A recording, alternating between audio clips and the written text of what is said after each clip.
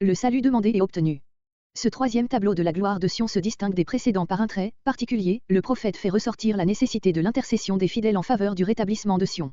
Ainsi, après avoir décrit, au chapitre 60, le salut de Sion et avoir présenté, au chapitre 61, la personne du Sauveur, il indique, au chapitre 62, le moyen par lequel sera hâtée cette œuvre, Dieu attend pour l'accomplir qu'elle soit réclamée.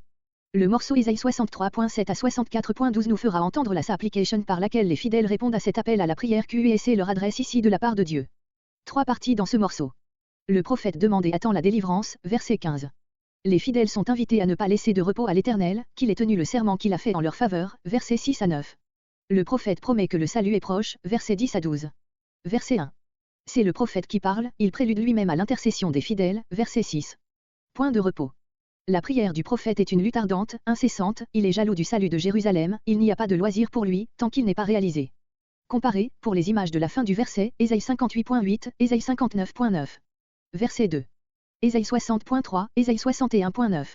Un nouveau nom, indiquant un état spirituel nouveau, sans doute celui de peuple saint, verset 12, car Israël ne se compose plus que de justes, Ésaïe 60.21.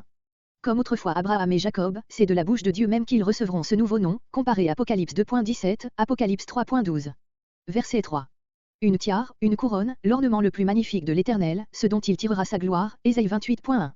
Il la tient à la main, ce n'est pas l'Éternelle couronne qui ceint le front du roi des rois, mais un nouveau sujet de gloire qu'il s'est acquis par son intervention rédemptrice et qu'il montre au peuple pour se faire reconnaître et honorer d'eux. Verset 4. Peinture de l'union la plus intime entre Dieu et son peuple. Comparez Ésaïe 54.5 et suivant. La terre partage l'honneur fait à ses habitants, comme Israël, elle avait été délaissée de Dieu, privée d'époux par l'exil, maintenant, comme le peuple est avec lui, elle est de nouveau reçue en grâce. Délaissée, en hébreu azoub. Ce mot s'emploie comme nom propre, c'était celui de la mère de Jasaphet, un roi 22.42. Mon plaisir en elle, en hébreu Ephsiba. C'était aussi un nom propre, la femme d'Ézéchia, mère de Manassé, s'appelait ainsi 2 Rois 21.1. On a cru trouver ici un indice en faveur de la composition de cette partie, chapitre 40 à 66, par Ésaïe. L'emploi tout pareil du nom d'Azuba, une ligne plus haut, montre qu'il ne faut pas trop insister sur cet ingénieux rapprochement. Verset 5. Le prophète s'adresse à Sion en modifiant l'image précédente, Sion, ou la Palestine, privée d'habitants, et sans maître, sans mari. Il la représente comme devenant l'épouse de ses propres fils, c'est dire qu'elle n'en sera plus jamais séparée. Puis Ésaïe revient à l'image plus relevée employée au verset 4, Sion, avec toute sa population, comme l'épouse de Jéhovah. Verset 6. Le prophète se sert d'une figure pareille à celle qu'il emploie Ésaïe 21.6, Ésaïe 52.8, il a placé sur les murs de Sion des sentinelles. Ces sentinelles représentent les fidèles qu'il invite à se joindre à lui pour réclamer l'accomplissement des promesses. Verset 7. Non seulement les fidèles ne doivent point prendre de repos, mais ils ne doivent pas en laisser prendre à Dieu lui-même. Ils doivent en agir avec lui comme la veuve à l'égard du juge inique, Luc 18.18, Dieu veut qu'on lui rompe la tête en lui rappelant ce qu'il a promis. Il est disposé à donner, mais il ne le fera pas sans en être prié.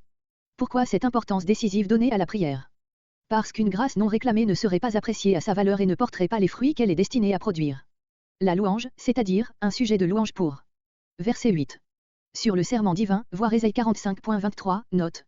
Sa droite, le bras de sa force, c'est le symbole de sa toute-puissance. Comparé avec versets 8 et 9 les menaces Deutéronome 28.30 et suivant, tu bâtiras des maisons, mais tu n'y demeureras point, tu planteras des vignes, mais tu n'en recueilleras point le fruit. Un peuple que tu n'as point connu mangera le fruit de ta terre et tout ton travail, et les promesses faites au peuple fidèle, Deutéronome 30.9. Dans les parvis de mon sanctuaire, allusion à la loi qui prescrivait aux Israélites de consommer le second dixième de leur récolte devant l'Éternel, c'est-à-dire dans le parvis, dans des repas d'action de grâce auxquels étaient invités les Lévites et les pauvres, Deutéronome 14.22-27. Ésaïe veut donc dire que la jouissance de leurs biens, qui ne leur sera plus refusée, sera sanctifiée par la reconnaissance. Verset 10. Passer par les portes. Il s'agit des portes des villes d'où Israël et les païens qui l'accompagnent rentrent en Sion. Comparez Ésaïe 48.20, Ésaïe 52.11. La délivrance de la captivité babylonienne n'a été que le premier acte d'une rédemption qui continue incessamment jusqu'à l'apparition de la Nouvelle Jérusalem, chapitre 60. Les invitations, passées, frayées, s'adressent à tous ceux, juifs ou païens, qui peuvent contribuer à ce rassemblement final. Comparez Ésaïe 58.14 et Ésaïe 40.3, note, et voyez la route promise à ceux qui reviendront d'Assyrie Ésaïe 11.16. Un étendard, pour donner le signal du départ et marquer le lieu du rassemblement de l'immense cortège qui rentrera en Sion. Comparez Ésaïe 11.12, Ésaïe 49.22. Verset 11. L'Éternel envoie des messagers dans toutes les directions pour annoncer aux exilés que le jour du salut à lui et les inviter à rentrer en Canaan. Comparez Ésaïe 40.9-10. Verset 12. Comparez verset 4 et Ésaïe 4.3-4.